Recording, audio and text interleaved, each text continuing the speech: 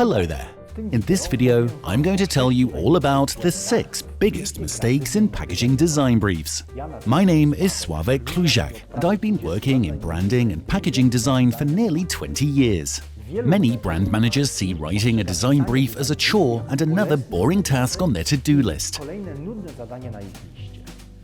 Junior managers, nicknamed forward managers by branding agencies a long time ago, are snowed under with day-to-day work.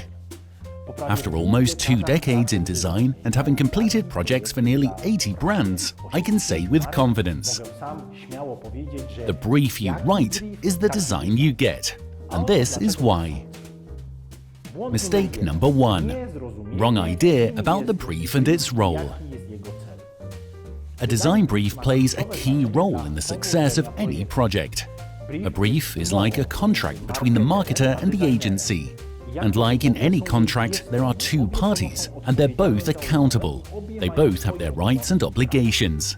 The brand manager is responsible for initial contents and quality of the brief that then becomes the main input for the designers. That's why the brief should be focused on the results that the new design has to deliver. Unfortunately, in many briefs, up to 90% of space goes to issues like market share, market conditions, pricing strategies, or target audience demographics. At the same time, the key elements of the brief, that is, the main project goals and design assessment criteria, are covered only in short, cliched slogans, often written in marketing jargon. For example, breakthrough design, or the much sought-after wow design. Getting the proportion of the brief contents wrong increases the level of risk on your side. The risk that creative results will significantly differ from your idea for the new design.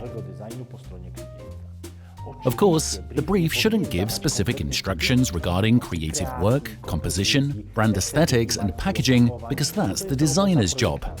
Designers don't need details like this, and they could even kill their creative thinking. Mistake number 2. Wrong task hierarchy. In my career, I've seen 5, maybe 6 client briefs that include a clear hierarchy of tasks. What's more, tasks were assigned importance in percentages. 50%, 30%, 10%, and so on. No task hierarchy means no strategic thinking about the brand and converting strategy into design. Our advice.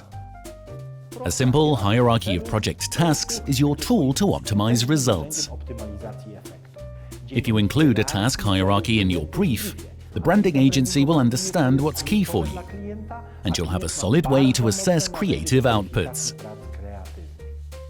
A clear task hierarchy also helps you avoid falling into the trap of liking it or disliking it when you're impressed by beautiful design in a draft version.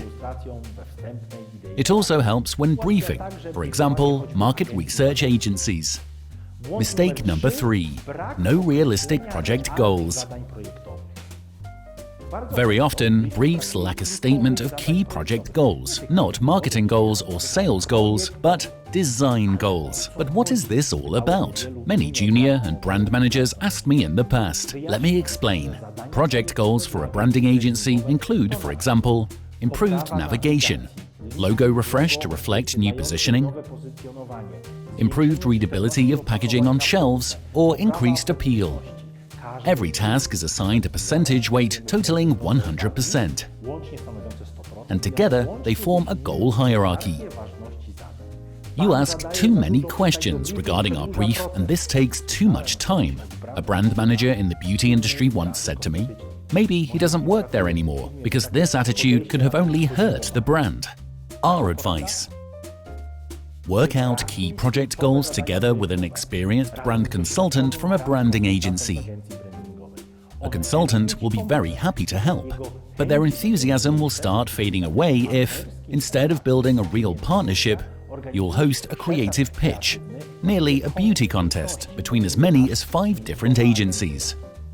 Brand design agencies want good briefs because then they have less unnecessary work to do and can really deliver better ideas. Mistake number 4. Bad assessment criteria. Too short or no design assessment criteria at all have in fact been a bad industry practice for nearly a decade.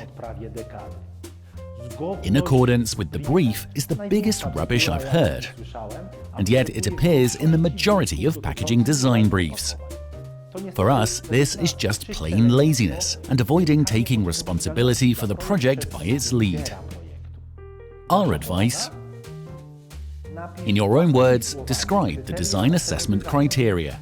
Start every sentence with, "I would like the new design to do this and that for my brand."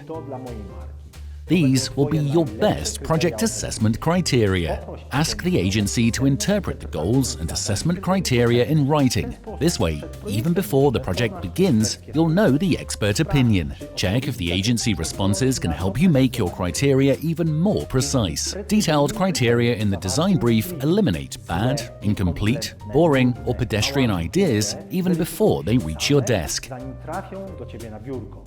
Clear assessment criteria are your best project security guards. Mistake number 5. Unrealistic schedules. Almost all briefs contain deadlines.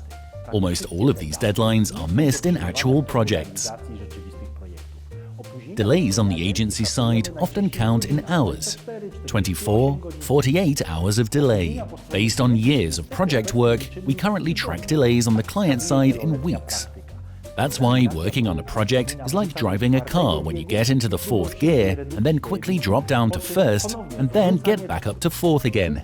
Your project, just like an engine in a car treated like this, will break down more and more often. For a few years now, brand design agencies have been scheduling working days and not calendar days in project-critical paths. That's how they protect themselves from having to deal with a backlog of work received after long weeks of silence. The reasoning behind this is to safeguard the quality of creative work. Nothing good can come out of a branding agency in 48 hours. And these are often the turnarounds that clients expect. These expectations act to the detriment of the project and the brand. Our advice: divide the design process into proposed stages and ask all project stakeholders for their comments. Your purchasing and packaging departments can be really helpful here. Don't forget about external partners. Ask the market research agency, brand design agency, printers, and their pre-press houses for their preliminary schedules. Make your job easier and ask all stakeholders to add their projected schedules to the same critical path template. For example, your calendar in a spreadsheet.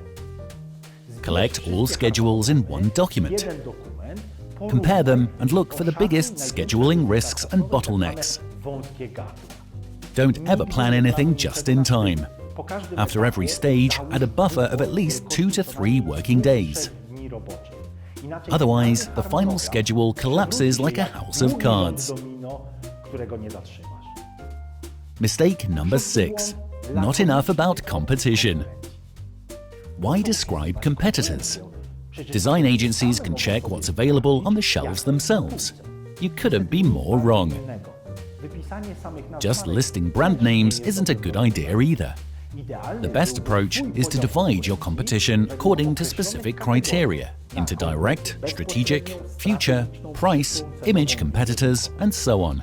Our advice: prepare a detailed list of your competitors' product offerings. Indicate specific SKUs of your competitors that matter in your category. If you're experienced in management and project work, conduct your own subjective SWOT analysis of your competitors' key product design. If you don't know how to do a SWOT, discuss it with an experienced design consultant from a branding agency. It's important for the agency to see and hear how you and your brand team perceive your competitors' design. The brand design agency will compare your opinion with its own competitor analysis, where brand consultants look for the right interpretation of product attributes and brand benefits in your competitor's packaging design. So, let's sum it all up. What are the benefits of a good design brief? 1. You save time, because you don't need to get into endless conversations with design agencies. This means shorter debriefs, better understanding, quicker completion, and maybe even lower partial budgets for different stages. 2. A good brief translates into a successful project and often leads to promotions. I've seen it myself. Bonuses and your boss's goodwill, which is great for your career. 3. A precise, complete, and clear design brief results in a fully optimized offer. Realistic about time and budget that's not too low and not too high. You need to know that most brand design agencies have their own tactics for dealing with bad briefs that you can do nothing about. In response to a bad brief, a design agency with strategic and creative potential and a challenging task ahead will inflate the schedule and budget to account for its own project risks. You just can't afford a bad brief, because the brief you write is the design you get. All in all, your brief also impacts your performance assessment in the entire brand marketing department. If you found this video interesting, like it and share it with your colleagues. You can find our other videos in our company LinkedIn profile or on our website. See you soon. CPUT Head, how could we help your brand?